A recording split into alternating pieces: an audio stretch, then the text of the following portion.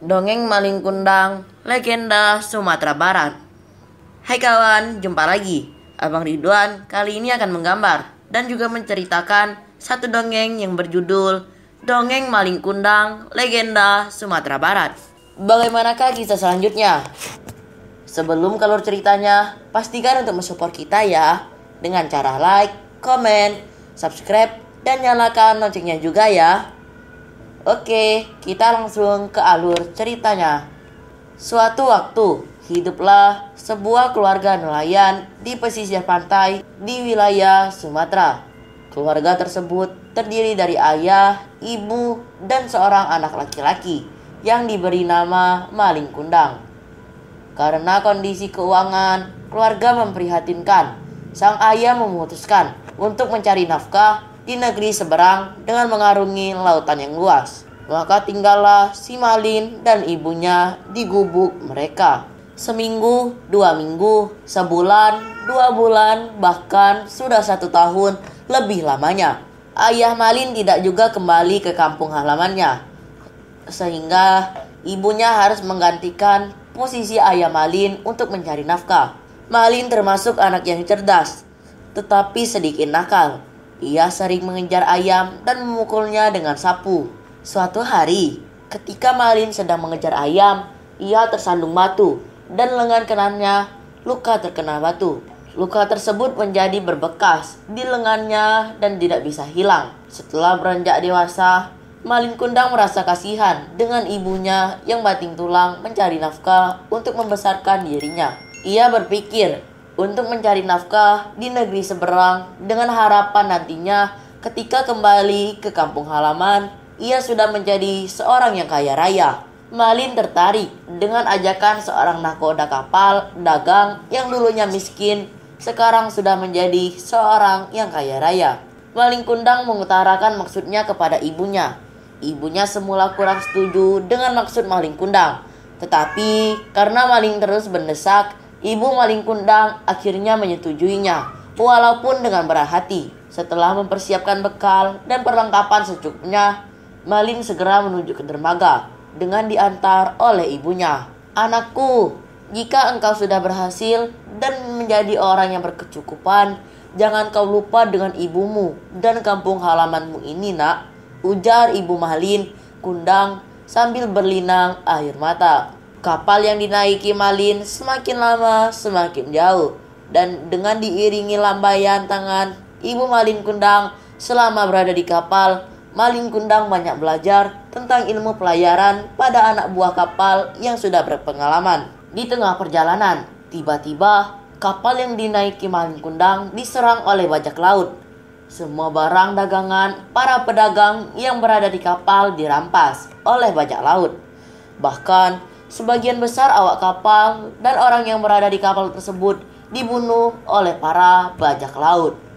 Maling Kundang sangat beruntung dirinya tidak dibunuh oleh para bajak laut, karena ketika peristiwa itu terjadi, Malin segera bersembunyi di sebuah ruang kecil yang tertutup oleh kayu. Maling Kundang terkatung-katung di tengah laut, hingga akhirnya kapal yang ditumpanginya terdampar di sebuah pantai dengan sisa tenaga yang ada. Maling Kundang berjalan menuju ke desa yang terdekat dari pantai. Sesampainya di desa tersebut, Maling Kundang ditolong oleh masyarakat di desa tersebut setelah sebelumnya menceritakan kejadian yang menimpanya. Desa tempat Malin terdampar adalah desa yang sangat subur dengan keuletan dan kegigihan dalam bekerja. Malin lama-kelamaan berhasil menjadi seorang yang kaya raya. Ia memiliki banyak kapal dengan anak buah yang jumlahnya lebih dari 100 orang. Setelah menjadi kaya raya, Maling Kundang mempersunting seorang gadis untuk menjadi istrinya. Berita Maling Kundang yang telah menjadi kaya raya dan telah menikah sampai juga kepada ibu Maling Kundang. Ibu Maling Kundang merasa bersyukur dan sangat gembira anaknya telah berhasil. Semenjak saat itu, ibu Maling Kundang setiap hari pergi ke dermaga menantikan anaknya yang mungkin pulang ke kampung halamannya. Setelah beberapa lama menikah, Malin dan istrinya melakukan pelayaran dengan kapal yang besar dan indah disertai anak buah kapal serta pengawalnya yang banyak. Ibu maling kundang yang setiap hari menunggui anaknya melihat kapal yang sangat indah itu masuk ke pelabuhan. Ia melihat ada dua orang yang sedang berdiri di atas geladak kapal. Ia yakin kalau yang sedang berdiri itu adalah anaknya maling kundang beserta istrinya. Maling kundang pun turun dari kapal. Ia disambut oleh ibunya. Setelah cukup dekat, ibunya melihat bekas luka di lengan kanan orang tersebut. Semakin yakinlah ibunya bahwa yang ia dekati adalah maling kundang. Maling kundang, anakku, mengapa kau pergi begitu lama tanpa mengirimkan kabar? Katanya sambil memeluk maling kundang. Apa yang terjadi kemudian? Maling kundang segera melepaskan pelukan ibunya dan mendorongnya hingga terjatuh. Wanita tak tahu diri, sembarangan saja mengaku sebagai ibuku, kata Malin pada ibunya. Malin kundang pura-pura tidak mengenali ibunya karena malu dengan ibunya yang sudah tua dan mengenakan baju compang-camping. Wanita itu ibumu? Tanya istri maling kundang. Tidak, ia hanya seorang pengemis yang pura-pura mengaku sebagai ibuku agar mendapatkan hartaku, sahut Malin kepada istrinya. Mendengar pernyataan dan perilaku semena-mena oleh anaknya, ibu maling kundang sangat marah.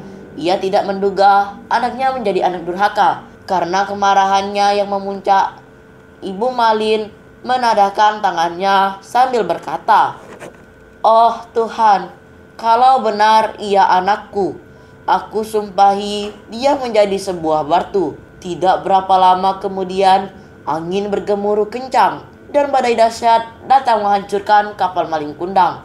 Setelah itu, tubuh maling kundang perlahan menjadi kaku dan lama-kelamaan akhirnya berbentuk menjadi sebuah batu karang. Dan cerita pun selesai. Makasih banyak ya kawan-kawan sudah menyimak cerita kita kali ini. Sampai jumpa di kisah dan cerita yang lainnya dalam video menggambar dan bercerita. Terima kasih ya. Bye-bye.